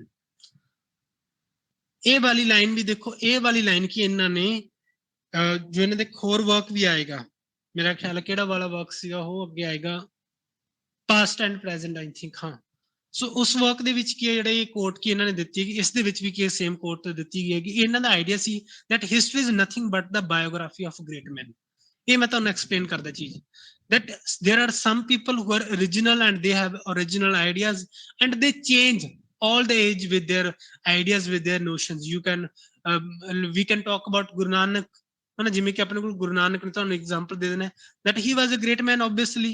So ਜੋ 14th ਸੈਂਚਰੀ ਹੈਗੀ, ਜੋ 14th and 15th sanctuary ਹੈਗੀ, ਇੱਕ ਤਰੀਕੇ ਨਾਲ ਤੁਸੀਂ ਉਸਨੂੰ ਗੁਰੂ ਨਾਨਕ ਦੀ biography ਦੇ ਤੌਰ ਤੇ ਵੀ ਦੇਖ ਸਕਦੇ, ਬਿਕੋਜ਼ on one side ਜੋ ਬਾਬਰ ਵਰਗੇ ਪਰਸਨ ਨੇਗੇ ਉਹ ਕਿੰਨੇਗੇ ਵਾਇਲੈਂਸ ਕਰ ਰਹੇ ਸੀ ਕਾਫੀ ਜ਼ਿਆਦਾ, and on the other side there were people like Guru Nanak, ਸੋ ਕੀ ਨੇ ਇਨਫਲੂਐਂਸ ਕਰ ਰਹੇ ਸੀਗੇ ਸੋਸਾਇਟੀ ਨੂੰ, ਓਕੇ, ਬੈਟਰ ਵੇ ਦੇ ਨਾਲ, ਬੈਟਰਮੈਂਟ ਦੇ ਲਈ, ਹੈ ਨਾ। ਸੋ ਇੱਕ ਇਸੇ ਤਰੀਕੇ ਨਾਲ ਇਹ ਵੀ ਕਹਿੰਦੇ ਨੇ that ਜਿਹੜੀ ਹਿਸਟਰੀ ਹੈਗੀ ਉਹ ਕੀ ਹੈਗੀ, it is nothing but the biography of great men. So it is a series of 6 lectures. ਇਹ ਚੀਜ਼ ਯਾਦ ਰੱਖਣੀ ਵੀ ਕਿੰਨੇ ਲੈਕਚਰ ਨੇ ਇਸ ਦੇ ਵਿੱਚ, because a question has been raised out of it that how many lectures were there. So 5 4 3 6 ਇਸ ਤਰੀਕੇ ਨਾਲ ਆਪਸ਼ਨਸ ਹੋ ਜਾਂਦੀਆਂ ਨੇ ਕਈ ਵਾਰ ਨਾ, ਤਾਂ ਤੁਸੀਂ ਕਨਫਿਊਜ਼ ਹੋ ਜਾਂਦੇ, ਇਸ ਤਰੀਕੇ ਦੀ ਚੀਜ਼ ਨਹੀਂ ਯਾਦ ਰਹਿੰਦੀ। ਸੋ 6 ਲੈਕਚਰਸ ਨੇ, ਇਹ ਚੀਜ਼ ਮਸਟ ਹੈ ਵੀ, ਇਹ ਚੀਜ਼ ਯਾਦ ਰੱਖਣੀ ਹੈਗੀ। ਕੁਐਸਚਨ ਤੁਹਾਨੂੰ ਇਸ ਦੇ ਵਿੱਚੋਂ ਆ ਸਕਦਾ, ਆਏ ਨੇਗੇ ਇਹਨਾਂ ਜਿਹੜੇ 2-3 ਵਰਕਸ ਨੇ ਇਹਨਾਂ ਦੇ, ਸਰਫੇਸ ਲੈਵਲ ਤੇ ਜਾਂ ਡੀਪਰ ਲੈਵਲ ਤੇ ਵੀ ਆ ਸਕਦੇ ਨੇ, ਕੋਈ ਵੱਡੀ ਗੱਲ ਨਹੀਂ ਹੋਏਗੀ। ਓਕੇ, ਸੋ ਜੇ ਮੇਰੇ ਖਿਆਲ 'ਚ ਤੁਹਾਨੂੰ ਹੀ ਆਉਂਦੇ ਹੋਣਗੇ ਇਸ ਤਰੀਕੇ ਦੇ ਕੁਐਸਚਨ, ਜੇ ਡਿਟੇਲ 'ਚ ਆਉਂਦਾਗਾ ਕੋਈ question. So first of all we have the hero as divinity. So the hero as divinity, in that we have Odin ਨੇਗੇ ਜਾਂ Norseman ਨੇਗੇ, ਓਕੇ, ਜਿਹੜੇ ਕਿ ਖੁਦ ਗੋਡ ਹੋਏ ਨੇਗੇ, ਡਿਵਿਨਿਟੀ ਗੋਡ ਦੇ ਤੌਰ ਤੇ ਜਿਹੜੇ ਗ੍ਰੇਟ ਮੈਨ ਹੋਏ ਨੇ, ਹੈ ਨਾ।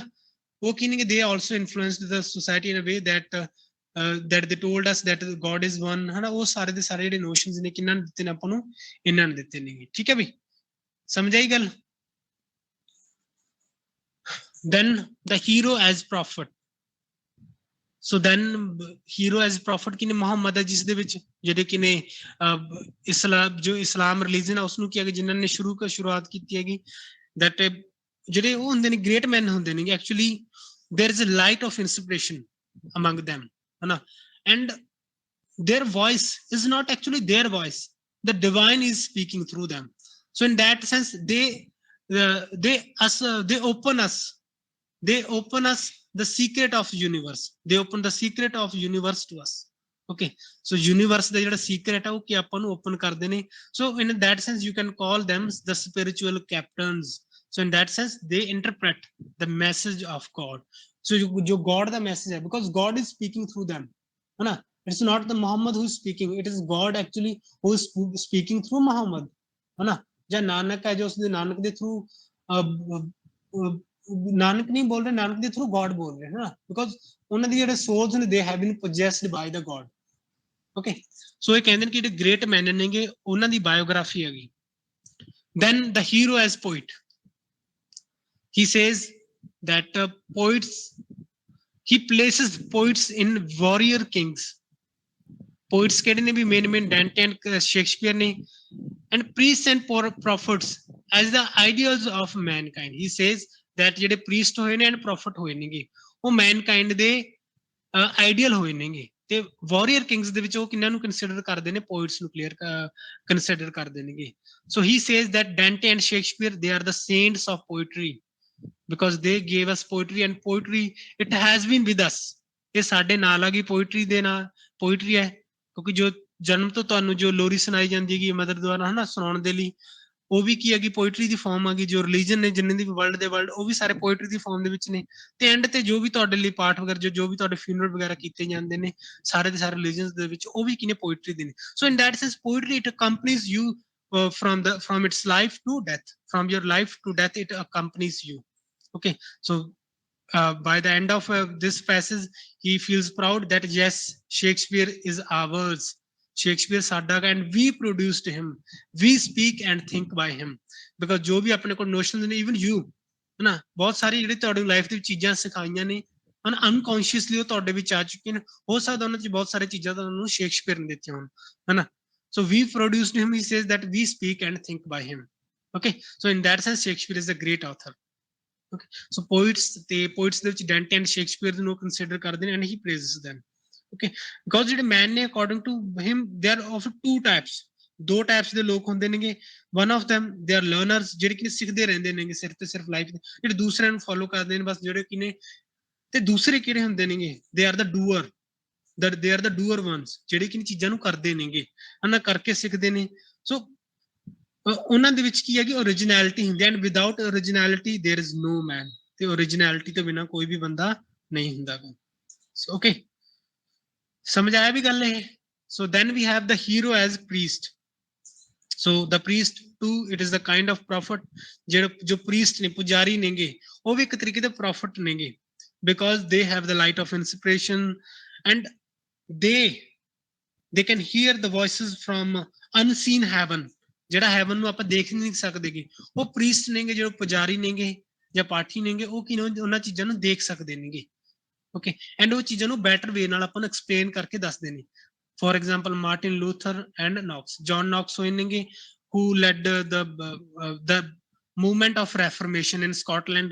ਸਕਾਟਲੈਂਡ ਦੇ ਵਿੱਚ ਜਿਹੜੇ ਜੌਨ ਨੌਕਸ ਹੋਏ ਨੇ ਉਹਨਾਂ ਨੇ ਕੀ ਹੈਗੀ ਲੀਡ ਕੀਤੀ ਸੀ ਜਿਹੜੀ ਰੈਫਰਮੇਸ਼ਨ ਦੀ ਉਹ ਸੀਗੀ ਓਕੇ ਮੂਵਮੈਂਟ ਸੀਗੀ। ਐਂਡ ਜੋ ਮਾਰਟਿਨ ਲੂਥਰ ਨੇ ਉਹਨਾਂ ਨੇ ਕੀ ਹੈਗਾ ਪਿਓਰਿਟਨਿਜ਼ਮ ਤੇ ਜੋ ਆਪਣੀ ਰੈਫਰਮੇਸ਼ਨ ਹੈ ਇੰਗਲੈਂਡ ਦੇ ਵਿੱਚ ਜਾਂ ਮੇਨਲੀ ਬ੍ਰਿਟੇਨ ਦੇ ਵਿੱਚ ਕਿਹਨਾਂ ਨੇ ਲੀਡ ਕੀਤੀ ਆ, ਉਹ ਮਾਰਟਿਨ ਲੂਥਰ ਨੇ ਕੀਤੀ ਹੈਗੀ। ਓਕੇ, ਸੋ ਥੋੜਾ ਜਿਹਾ ਤੁਹਾਨੂੰ ਇਸ ਬਾਰੇ ਮੈਂ ਦੱਸ ਦਿੰਦਾ ਦੈਟ ਬਿਕੋਜ਼ ਉਹ ਕੀ ਹੈਗਾ ਉਹਨਾਂ ਦੇ ਵਿੱਚ ਓਰੀਜਨੈਲਿਟੀ ਹੈਗੀ। ਪ੍ਰੀਸਟ ਕੀ ਹੈਗਾ, ਹੀ is the spiritual captain of the spiritual king, spiritual kind, ਜਿਹੜੇ spiritual kind ਦੇ ਕੀ ਨੇ spiritual captain ਹੈ। so in that sense he is a reformer as well। ਉਹ ਚੀਜ਼ਾਂ ਨੂੰ ਰਿਫਾਰਮ ਕਰਦੇ ਨੇਗੇ, ਐਕਸਪਲੇਨ ਕਰਦੇ ਨੇ ਸੋਸਾਇਟੀ ਨੂੰ। so he is a breaker of idols, ਉਹ ਚੀਜ਼ਾਂ ਨੂੰ ਆਈਡਲਸ ਨੂੰ ਬ੍ਰੇਕ ਕਰਦੇ ਨੇਗੇ। ਆਈਡਲਸ ਨੂੰ ਬ੍ਰੇਕ ਕਰਨ ਦਾ ਮਤਲਬ ਇਹ ਕੀ ਹੈਗਾ that God it is not there in the statues, statue ਵਗੈਰਾ ਜੋ ਉਹਨਾਂ ਦੀ ਆਈਡਲਸ ਵਗੈਰਾ ਕ੍ਰੀਏਟ ਕੀਤੇ ਉਹਨਾਂ ਦੇ ਵਿੱਚ ਗੋਡ ਨਹੀਂ ਹੈਗਾ। God doesn't live in the temples. ਉਹ ਦੱਸਦੇ ਨੇ ਆਪਾਂ ਨੂੰ ਐਕਸਪਲੇਨ ਕਰਦੇ that God that he lives everywhere ਹਨਾ, ਉਹ ਕੀ ਹੈ ਹਰੇਕ ਜਗ੍ਹਾ ਤੇ ਹੈਗੇ ਨੇ। ਓਕੇ, ਸੋ ਜਿਵੇਂ ਕਿ ਪੋਪ ਨੇ ਜੋ ਰੈਫਰਮੇਸ਼ਨ ਦੀ ਵੀ ਫਾਈਟ ਕੀਤੀ ਹੈ ਲੂਥਰ ਨੇ, he says that you know on those days what was the case that Pope he wanted to kill him। Pope ਕੀ ਸੀ ਜੋ ਲੂਥਰ ਨੂੰ ਮਾਰਨਾ ਚਾਹੁੰਦੇ ਸੀ, ਮਾਰਟਿਨ ਲੂਥਰ ਨੂੰ, ਬਿਕੋਜ਼ ਜੋ ecclesiastical order ਸੀ, the ecclesiastical order in those days it had turned itself into a corrupt one, it had corrupted itself in those days and it was exploiting the people and mainly I would say mainly the women। ਲੋਕਾਂ ਨੂੰ ਜਿਹੜੀ girls ਸੀਗੀਆਂ ਉਹਨਾਂ ਨੂੰ ਵੀ ਕੀ ਹੈਗਾ ਇੱਕ ਤਰੀਕੇ ਨਾਲ ਉਹ ਕਰਦੇ ਸੀ, ਕਰਪਟ ਕਰਦੇ ਸੀ। ਬਹੁਤ ਸਾਰੇ ਇਸ ਤੋਂ ਇਲਾਵਾ ਹੋਰ ਵੀ ਕੀ ਨੇ ਕਰਪਸ਼ਨ ਨੇਗੇ, ਸਾਰੇ ਤਰੀਕੇ ਦਾ ਕਰਪਸ਼ਨ ਹੈ ਜੋ ਤੁਸੀਂ ਸੋਚ ਸਕਦੇ ਹੋ, ਜਿੰਨੇ ਵੀ ਤਰੀਕੇ ਨਾਲ ਤੁਸੀਂ ਸੋਚ ਸਕਦੇ ਹੋ ਨਾ ਉਸ ਤਰੀਕੇ ਦਾ ਕਰਪਸ਼ਨ ਸੀਗਾ। ਸੋ ਮਾਰਟਿਨ ਲੂਥਰ ਸੀਗੇ ਉਸ ਚੀਜ਼ ਦੇ ਖਿਲਾਫ ਕਰਦੇ ਨੇਗੇ।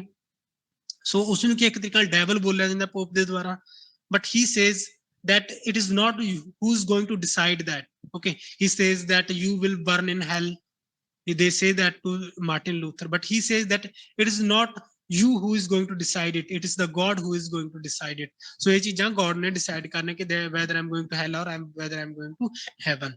so heaven ਚ ਜਾਣਾ ਜਾਂ hell ਚ ਜਾਣਾ ਉਹ ਚੀਜ਼ ਕੌਣ ਦੱਸੇ explain ਕਰੇਗਾ, ਕੌਣ ਦੱਸੇਗਾ ਮੈਨੂੰ, God ਦੱਸੇਗਾ। okay, so you are not speaking the language of God, you are not the God and you are not speaking the language of God। so that is why they translated Martin Luther ਇਹਨਾਂ ਨੇ ਜੋ Bible ਆ ਉਸਨੂੰ translate ਕੀਤਾ ਬਈ English ਦੇ ਵਿੱਚ, ਜਿਹੜੀ ਅਰਲੀ ਡੇ ਦੀ ਇੰਗਲਿਸ਼ ਉਹਨਾਂ ਦੇ ਦਿਨਾਂ ਦੇ ਵਿੱਚ ਨਾ 13th and 14th ਸੈਂਚੁਰੀ ਦੇ ਵਿੱਚ ਇਹਨਾਂ ਨੇ ਕੀ ਸੀ ਇੰਗਲਿਸ਼ ਦੇ ਵਿੱਚ ਜਿਹੜੀ ਮਾਡਰਨ ਡੇ ਸੌਰੀ ਜਿਹੜੀ ਉਹਨਾਂ ਡੇਜ਼ ਦੀ ਇੰਗਲਿਸ਼ ਸੀਗੀ ਉਸ ਦੇ ਵਿੱਚ ਇਹਨਾਂ ਨੇ ਉਸਨੂੰ ਟ੍ਰਾਂਸਲੇਟ ਕੀਤਾ so that everyone could understand it, ਤਾਂ ਕਿ ਸਾਰੇ ਦੇ ਸਾਰੇ ਲੋਕ ਉਸ ਚੀਜ਼ ਨੂੰ ਸਮਝ ਸਕਦੇ।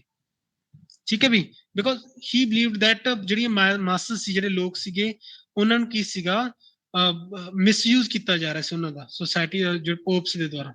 ਓਕੇ, ਸੋ ਜੋ ਪੋਪ ਨੇ ਬਿੱਲ ਉਹਨਾਂ ਦੇ ਪਾਸ ਖਿਲਾਫ ਉਹ ਕੀਤਾ ਸੀਗਾ। ਸੋ Luther he in anger he burnt the pope's bill in the presence of a large number of gathering of people. So by doing so he told the pope that he had no right of pardoning, ਹੈ ਨਾ, ਉਸਨੂੰ ਮਾਫ ਕਰਨ ਦਾ ਜੇ ਕਿਸੇ ਵੀ ਤਰੀਕੇ ਨਾਲ ਉਸ ਕੋਲੇ ਕੋਈ ਰਾਈਟ ਨਹੀਂ ਹੈਗਾ। ਠੀਕ ਹੈ ਵੀ, ਸਮਝ ਆ ਗਏ। So in that sense Luther he proved himself to be a prophet, idol breaker, I would say teacher, reformer, great man as well, ਹੈ ਨਾ। ਸੋ ਉਹ ਕਿਸੇ ਇੱਕ ਤਰੀਕੇ ਨਾਲ ਸੋਸਾਇਟੀ ਨੂੰ ਵਾਪਸ ਰਿਐਲਿਟੀ ਦੇ ਵਿੱਚ ਲੈ ਆਏ ਸੀਗੇ। So then we have the hero as a man of letters in which he has included Dr. Johnson, Samuel Johnson ਨੂੰ ਇਨਕਲੂਡ ਕੀਤਾ ਗਾ, jean jacks Rousseau and Robert Bernays, ਉਹਨਾਂ ਨੂੰ ਕਿਹਾ ਮੈਨ ਆਫ ਲੈਟਰਸ ਦੇ ਵਿੱਚ ਇਨਕਲੂਡ ਕੀਤਾ। And they have been praised by him because doctor Johnson he gave us new perspectives. ਜਿਹੜੇ ਡਾਕਟਰ ਜੌਨਸਨ ਨੇ ਉਹਨਾਂ ਨੇ ਕਾਫੀ ਸਾਰੇ ਨਿਊ ਪਰਸਪੈਕਟਿਵਸ ਦਿੱਤੇ ਨੇ। And Rousseau and Robert Bernays ਦੇ ਆਲਸੋ ਡੂ ਦਾ ਸੇਮ। ਉਹਨਾਂ ਨੇ ਵੀ ਸੇਮ ਚੀਜ਼ਾਂ ਕੀਤੀਆਂ ਨੇਗੀਆਂ, ਉਹ ਵੀ ਸੇਮ ਚੀਜ਼ਾਂ ਕਰਦੇ ਨੇ ਆਪਣੀ ਲਾਈਫ ਦੇ ਵਿੱਚ, ਆਪਾਂ ਨੂੰ ਇਨਫਲੂਐਂਸ ਕਰਦੇ ਨੇ। ਜੀਨ ਜੈਕਸ ਰੂਸੋ ਤੁਸੀਂ ਦੇਖਿਆ ਹੋਣਾ, ਜੇ ਤੁਹਾਡੇ ਟੈਟ ਵਗੈਰਾ ਜੋ ਵੀ ਤੁਸੀਂ ਐਗਜ਼ਾਮ ਵਗੈਰਾ ਕੀਤਾ ਉੱਥੇ ਸਾਰੇ ਜਗ੍ਹਾ ਤੁਹਾਨੂੰ ਦੇਖਣ ਨੂੰ ਮਿਲਦੇ ਨੇ। ਐਂਡ ਜੌਨਸਨ ਕੀ ਨੇਗੇ, ਉਹਨਾਂ ਨੇ ਸ਼ੇਕਸਪੀਅਰ ਜਾਂ ਆਪਾਂ ਨੂੰ ਹੋਰ ਬਹੁਤ ਸਾਰੇ ਆਥਰਸ ਜਾਂ ਮੈਟਾਫਿਜ਼ੀਕਲ ਪੋਇਟਸ ਨੇ ਜਿਵੇਂ ਕਿ ਉਹਨਾਂ ਨੂੰ ਆਪਾਂ ਨੂੰ ਇੱਕ ਨਵੇਂ ਨਜ਼ਰੀਏ ਨਾਲ ਉਹਨੂੰ ਨਵੇਂ ਪਰਸਪੈਕਟਿਵ ਦੇਖਣ ਨੂੰ ਦਿੱਤੇ ਨੇ ਪੋਇਟਰੀ ਦੇ ਵਿੱਚ, ਹੈ ਨਾ। So then we have the hero as king in which he has included Oliver Cromwell, ਜਿਹੜੇ ਕਿ ਪਿਓਰੀਟਨ ਸੀਗੇ ਵੀ, ਜਿਹੜੇ ਪ੍ਰੋਟੈਸਟੈਂਟ ਜਾਂ ਪਿਓਰੀਟਨ ਸੀਗੇ ਉਹਨਾਂ ਨੂੰ ਅੱਗੇ ਲੈ ਕੇ ਆਉਂਦੇ ਨੇ। ਉਹ ਸੀਗੇ ਕ੍ਰੋਮਵੈਲ, ਪਿਓਰੀਟਨਸ ਨੂੰ ਜਿਹੜੇ ਰਾਜ ਲੈ ਕੇ ਆਉਂਦੇ ਨੇ ਜਿਹੜੇ ਇੱਕ ਤਰੀਕੇ ਨਾਲ। ਓਕੇ, ਤੁਸੀਂ ਦੇਖਿਆ ਹੋਣਾ, ਆਪਾਂ ਕਰ ਰਹੇ ਸੀ 1642 ਦੇ ਵਿੱਚ ਜਿਵੇਂ ਕਿ ਦੇਖਿਆ ਨਾ ਵੀ ਪਿਓਰੀਟਨਸ ਉਹ ਆਉਂਦੇ ਨੇ, ਸ਼ਟ ਡਾਊਨ ਕਰਦੇ ਨੇ ਥੀਏਟਰਸ ਵਗੈਰਾ। Okay, so and the second one is Napoleon. ਠੀਕ ਹੈ ਵੀ, so that was the work on heroes, hero worship and the heroic in the history. So then ਜਿਹੜੇ ਵਰਕਸ ਨੇ ਉਹ ਇੰਪੋਰਟੈਂਟ ਨਹੀਂ ਹੈ ਕਿ ਬਸ ਥੋੜੇ ਥੋੜੇ ਨੇ, ਵੀ ਮੈਂ ਐਕਸਪਲੇਨ ਕਰ ਦੇਣਾ ਤੁਹਾਨੂੰ। Okay, so then we have past and present. The work was published in 1843. So as the title represents, that in that work he compares the two societies. So that work, it was published in 4 books. In this work he attacked laissez-faire and dangers of revolution, that the same thing which he did in ਜੋ ਚਾਰਟਿਜ਼ਮ ਇਨ ਦਾ work ਸੀਗਾ, ਉਸ ਦੇ ਵਿੱਚ ਵੀ ਇਹਨਾਂ ਨੇ same ਚੀਜ਼ ਕੀਤੀ ਸੀ। But ਇਸ ਦੇ ਵਿੱਚ ਕੀ ਬੈਟਰ ਵੇ ਨਾਲ ਇਸ ਨੇ ਇਹਨਾਂ ਨੇ ਜ਼ਿਆਦਾ ਐਲੈਬੋਰੇਟ ਕੀਤਾ ਗਾ ਉਸ ਚੀਜ਼ ਨੂੰ, that it is a powerful indictment of almost all the pet values of Victorian age. You know, there was a lot of pessimism in the Victorian age. The people, they were turning to be materialists. ਮਟੀਰੀਅਲਿਸਟ ਹੋ ਰਹੇ ਸੀ ਲੋਕ, ਪਦਾਰਥਵਾਦੀ ਹੋ ਰਹੇ ਸੀਗੇ। And industrialisation ਦੀ ਵਜ੍ਹਾ ਕਰਕੇ ਕੀ ਜਾਂ laces-fair ਵਰਗੀਆਂ ਪਾਲਿਸੀਜ਼ ਦੀ ਵਜ੍ਹਾ ਕਰਕੇ ਕੀ ਹੈਗੇ, ਜਿਹੜੇ ਲੋਕ ਸੀ ਉਹਨਾਂ ਦੇ ਸਿਰ ਤੇ ਸਿਰਫ ਪੈਸੇ ਦੇ ਆਦਾਨ ਪ੍ਰਦਾਨ ਤੋਂ ਬਿਨਾਂ ਕੋਈ ਵੀ ਹੋਰ ਰਿਲੇਸ਼ਨਸ਼ਿਪ ਨਹੀਂ ਸੀ ਰਹਿ ਗਈ। Okay, so the standard of the revolution was the standard of reference was Abbot Sampson, who lived in the 12th century. So Abbot Sampson ne ek fictional character nege, not fictional actually, he was an actual character. ਉਹ 12th century ਦੇ ਵਿੱਚ ਰਹਿੰਦੇ ਸੀ, ਉਹਨਾਂ ਨੂੰ reference ਦੇ ਲਏ ਨੇ ਉਹਨਾਂ ਨੇ। Okay, so he says that ਉਹ ਕੀ ਨੇ ਆਪਦੀ ਪਾਵਰ ਦੇ ਨਾਲ ਉਹਨਾਂ ਦੇ ਡੇਜ਼ ਦੇ ਵਿੱਚ, ਓਕੇ, ਉਹਨਾਂ ਨੇ ਆਪਦੀ ਪਾਵਰ ਦੇ ਨਾਲ ਕੀ ਕੀਤਾਗਾ, with his power, ability and organizing capacity, Abbott, he gave stability to his society. ਉਹਨਾਂ ਨੇ ਆਪਦੀ ਸੋਸਾਇਟੀ ਨੂੰ ਸਟੇਬਿਲਿਟੀ ਦਿੱਤੀ ਸੀਗੀ, ਹੈ ਨਾ। But in the modern age, you know, we have everything, we have voting rights and all those things, but still the society is not stable. Okay, so that is why he's in a sense he ਜਿਹੜੇ modern days ਦੇ ਵਿੱਚ ਜਿਹੜੇ ਉਹ ਸੀਗੇ, ਜਿਹੜੇ ਕਾਫੀ ਆਪਦੇ famous leader ਕਹਾਉਂਦੇ ਉਹਨਾਂ ਨੂੰ ਕਹਿੰਦੇ ਨੇ that they are the mud gods of modern civilization. Mud God's ਨੇ, ਮਡ ਮੀਨਸ ਜਿਹੜੇ ਗੋਬਰ ਵਗੈਰਾ ਜਾਂ ਉਸ ਤੋਂ ਗੋਡ ਬਣਾਏ ਹੋਏ ਨੇਗੇ, ਉਹ ਕਹਿੰਦੇ they are the mud God's of modern civilisation, ਹਨਾ। ਜਿਨ੍ਹਾਂ ਤੇ ਥੋੜੀ ਜਿਹੀ ਵਰਖਾ ਹੁੰਦੀ ਹੈ ਕਿ ਉਹ ਕਿੰਨੇ ਟੁੱਟ ਜਾਂਦੇ ਨੇ ਜਾਂ ਖਤਮ ਹੋ ਜਾਂਦੇ ਨੇਗੇ। Okay, so they are not important. ਜਿਵੇਂ ਕਿ 12th ਸੈਂਚਰੀ ਦੇ ਵਿੱਚ ਜਿਹੜੇ ਪੁਰਾਣੇ ਮਿਡਲ ਏਜਸ ਦੇ ਵਿੱਚ ਕੀ ਸੀਗਾ ਕਿ ਜਿਹੜੇ ਐਬਟ ਸੈਮਸਨ ਵਰਗੇ ਲੋਕ ਸੀਗੇ, ਸਿੰਪਲ ਉਹਨਾਂ ਨੇ ਇੱਕ ਵਧੀਆ ਵੇ ਨਾਲ ਉਹ ਰੂਲ ਕਰ ਰਹੇ ਸੀ, ਵਿਦਆਊਟ ਜਿਨ੍ਹਾਂ ਦਿਨਾਂ ਵਿੱਚ ਕੋਈ ਸੋਸਾਇਟੀ ਵਿੱਚ ਕੋਈ ਪ੍ਰੋਬਲਮਸ ਹੈ ਨਹੀਂ ਸੀਗੀਆਂ। So and the society wasn't democratic at all. Society democratic ਵੀ ਨਹੀਂ ਸੀ, ਬਟ ਫਿਰ ਵੀ ਕੀ ਸੀ, they were able to see, they were able to live a better life. Okay, so ਇੱਕ ਤਰੀਕੇ ਨਾਲ ਬਿਹਤਰ ਲਾਈਫ ਸੀ ਜਿਹੜੀ ਉਹ ਜਿਉਂ ਰਹੇ ਸੀਗੇ। Okay, so he criticizes the materialism and the anarchy of modern times. Modern times जो anarchy ਹੈਗੀ, जो अराजकता हैगी अनारकी ਹੁੰਦੀ ਹੈ अराजकता एंड मटेरियलिज्म ਕੀ ਹੈ ਉਸਨੂੰ ਉਹ ਕ੍ਰਿਟਿਸਾਈਜ਼ ਕਰਦੇ ਨੇ Okay, so the next work we have Oliver Cromwell's Letters and Speeches, which was published in 18. Let me see into my phone. जो laptop पे sign है मैं नजर नहीं आने 1845. Yes, that the work was published in 1845. So in that work he revolutionized the general opinion of Cromwell, revealing him to a true hero instead of a fanatic. Fanatic ਹੁੰਦਾ है religious जो कोई person कोई religious extremist होवे कट्टर होवे धार्मिक है ना सो वो कहते हैं कि that he wasn't a fanatic और fanatic नहीं सीगे ਉਹ ਰਿਲੀਜੀਅਸ ਜਿਹੜਾ ਐਕਸਟ੍ਰੀਮਿਸਟ ਹੈ ਨਹੀਂ ਸੀ ਕੱਟੜ ਹੈ ਨਹੀਂ ਸੀ ਕਿਸੇ ਇੱਕ ਧਰਮ ਦੇ ਜਾਂ ਇੱਕ ਫਿਲਾਸਫੀ ਦੇ he was a true hero because I would say he says that he made us shed the chains of the Christ or the cross ਜੋ cross ਦੀਆਂ ਜਿਹੜੀਆਂ ਉਹ ਸੀਗੀਆਂ ਜੋ chains ਦਿੱਤੀਆਂ ਗਈਆਂ ਸੀ ਆਪਾਂ which have been given to us which have been given to us gradually by the Pope and the ecclesiastical order. Ecclesiastical ਨੇ ਜੋ ਆਪਾਂ ਨੂੰ ਆਰਡਰ ਨੇ ਜੋ ਆਪਣੇ ਤੇ ਚੇਂਜ ਦੇ ਦਿੱਤੇ ਸੀ ਤੁਸੀਂ ਇਹ ਨਹੀਂ ਕਰ ਸਕਦੇ ਇਹ ਨਹੀਂ ਕਰ ਸਕਦੇ ਇਹ ਨਹੀਂ ਕਰ ਸਕਦੇ ਤੇ ਇਹ ਚੀਜ਼ਾਂ ਕਰਨੀਆਂ ਨੇ okay so there were some laws which have been given to us by them ਕੁਝ ਕੁ laws ਉਹਨਾਂ ਨੇ ਦੇ ਦਿੱਤੇ ਸੀ ਆਪਾਂ ਨੂੰ ਕਿ ਇਹ ਚੀਜ਼ਾਂ ਤੁਸੀਂ ਕਰਨੇ ਇਹ ਚੀਜ਼ਾਂ ਨਹੀਂ ਕਰਨੀਆਂ so in that sense he says that he wasn't a fanatic he was a true hero है ना क्योंकि उसने ਆਪਾਂ ਨੂੰ he made us shed all those chains उसने ਆਪਣੇ ਜਿਹੜੇ chains ਨੇ ਆਪਾਂ ਨੂੰ ਉਹਨਾਂ ਤੋਂ free ਕੀਤਾਗਾ okay ਜੋ ਜਿਨ੍ਹਾਂ ਸੰਗਲਾਂ ਦੇ ਵਿੱਚ ਆਪਾਂ ਨੂੰ ਬੰਨਿਆ ਹੋਇਆ ਸੀ okay so next we have occasional discourse on the nigger question so as I told you that he was a person of I would say he was a unique personality you know ਪਹਿਲਾਂ ਵਾਲੇ ਤੁਹਾਨੂੰ ideas ਨੂੰ ਤੁਹਾਨੂੰ ਦੇਖ ਕੇ ਲੱਗਿਆ ਹੋਵੇਗਾ ਕਿ that he is a man of greatness but ਇਹ ਵਾਲੇ ਵਰਕ ਨੂੰ ਤੁਹਾਨੂੰ ਦੇਖ ਕੇ ਲੱਗੇਗਾ that he because that work it is anti democratic okay so ਇਸ ਦੇ ਵਿੱਚ ਜਿਹੜੇ ਇਹਨਾਂ ਦੇ ਐਂਟੀ ਡੈਮੋਕ੍ਰੈਟਿਕ ਵਿਊਜ਼ ਨੇ ਉਹ ਕਿਨੇ ਐਗਜ਼ਾਜਰੇਟ ਹੋ ਕੇ ਆਉਂਦੇ ਨੇਗੇ so in that work he supported slavery as well ਜੋ slavery ਹੈ ਕਹਿੰਦੇ ਇਹਨਾਂ ਦੇ ਅਕੋਰਡਿੰਗ ਉਹ ਚੀਜ਼ਾਂ ਹੋਣੀਆਂ ਚਾਹੀਦੀਆਂ ਨਹੀਂਆਂ because ਜਿਹੜੇ other times ਅੱਗੇ times ਆਉਣਗੇ obviously when the slavery it will be abolished there will be a requirement of the machines ਜ਼ਿਆਦਾ ਚਾਹੀਦੀਆਂ ਹੋਣਗੀਆਂ ਤੁਹਾਨੂੰ ਜਦੋਂ slavery abolish ਹੋ ਜਾਏਗੀ and ਕਿ ਜਦੋਂ ਤੁਸੀਂ ਫਿਰ ਉਸ ਤੋਂ ਬਾਅਦ ਕੀ ਹੈਗਾ ਲੋਕਾਂ ਕੋਲ ਜੌਬਸ ਨਹੀਂ ਹੋਣਗੀਆਂ ਤਾਂ ਇਸ ਤਰੀਕੇ ਨਾਲ ਕੀ ਅਨਾਰਕੀ ਫੈਲੇਗੀ ਵਰਲਡ ਦੇ ਵਿੱਚ ਓਕੇ ਸੋ ਇੱਕ ਇਹਨਾਂ ਦਾ ਪੁਆਇੰਟ ਸਹੀ ਹੈਗਾ ਬਟ ਇਹ ਚੀਜ਼ ਨੂੰ ਮੇਰੇ ਖਿਆਲ ਸਲੇਵਰੀ ਨਾਲ ਨਹੀਂ ਜਸਟੀਫਾਈ ਕੀਤਾ ਜਾ ਸਕਦਾ ਕਿ ਸਲੇਵਰੀ ਹੋਏਗਾ ਤਾਂ ਸਾਰੀ ਚੀਜ਼ਾਂ ਸਹੀ ਹੋ ਜਾਣਗੀਆਂ ਸੋ ਸਲੇਵਰੀ ਨਾਲ ਉਹ ਚੀਜ਼ ਆਲਰੇਡੀ ਹੋ ਰਹੀ ਸੀ ਜਿਹੜੀ ਕਿ ਇਹ ਚੀਜ਼ਾਂ ਦੇ ਹਟਾਉਣ ਨਾਲ ਹੋਣਗੀਆਂ ਹਨਾ ਉਹ ਚੀਜ਼ਾਂ ਹਲੇ ਹੋਣੀਆਂ ਨੇ obviously ਉਹ ਚੀਜ਼ਾਂ ਹਲੇ ਆਪਾਂ ਫੇਸ ਕਰਾਂਗੇ ਜਦੋਂ AI ਆਏਗੀ and when we will all lose our jobs ਜਦੋਂ ਆਪਾਂ ਸਾਰੇ ਆਪਣੇ ਸਬਜੈਕਟ ਸ਼ਾਇਦ ਆਪਣੇ ਬੱਚਿਆਂ ਵਗੈਰਾ ਦੀ ਜੌਬਸ ਚਲੀਆਂ ਜਾਣਗੀਆਂ ਹਨਾ AI ਦੀ ਵਜ੍ਹਾ ਕਰਕੇ ਆਰਟੀਫੀਸ਼ੀਅਲ ਇੰਟੈਲੀਜੈਂਸ ਦੀ ਵਜ੍ਹਾ ਕਰਕੇ ਸੋ ਸੇਮ ਆਈਡੀਆ ਉੱਥੋਂ ਕੀ ਅੱਗੇ ਡਿਵੈਲਪ ਹੋ ਜਾਂਦਾ ਹੈ ਹਨਾ ਸਮਝਾਈ ਵੀ ਗੱਲ occasional discourse on the nigger question so that is why he says that the slavery is good it must not be abolished slavery ਨੂੰ abolish ਨਹੀਂ ਕੀਤਾ ਜਾਣਾ ਚਾਹੀਦਾ so letters reminiscence and life of John Sterling he was a friend of Thomas Carlyle ਦੇ friend ਸੀ John Sterling so ਉਹਨਾਂ ਦੀ ਜਿਹੜੀ important ਨੇਗੇ letters ਨੇ ਉਹਨਾਂ ਨੇ publish ਕੀਤਾਗਾ and so it was about his friend John Sterling. It also includes some of interesting reminiscences of ST Coleridge as well. So ST Coleridge ਦੇ ਕਈ interesting ਚੀਜ਼ਾਂ ਨੇ ਜਿਹੜੀਆਂ ਆਪਾਂ ਨੂੰ ਇਸ ਦੇ ਵਿੱਚ ਉਹਨਾਂ ਦੀ ਜਿਹੜੀ details ਨੇ ਉਹ ਵੀ ਇਹਨਾਂ ਨੇ ਦਿੱਤੀਆਂ ਨੇਗੀਆਂ okay as I told you that he was born in the year 1795 so he was born in the same year the John Keats was born है ना so then we have latter day Psalms it was published in 1855 latter day ਜਿਹੜੇ ਸੈਲਮਸ ਨੇਗੇ ਵੀ salmon ਹੁੰਦੇ ਨੇਗੇ ਨਾ sermon I think so anti democratic views ਨੇ ਇਸ ਦੇ ਵਿੱਚ ਵੀ ਇਹਨਾਂ ਦੇ then we have the history of Frederick the Great 1858 to 1865 in that work he championed the Frederick the Great of Russia in it okay so the work was published into 6 volumes 6 volumes ਦੇ ਵਿੱਚ ਕੀ work separately ਕੀਗਾ periodically ਕੀ ਹੈਗਾ patches ਦੇ ਵਿੱਚ ਕੀ ਹੈਗਾ publish ਕੀਤਾ ਜਾਂਦਾ ਸੋ that was Thomas Carlyle ਠੀਕ ਹੈ ਵੀ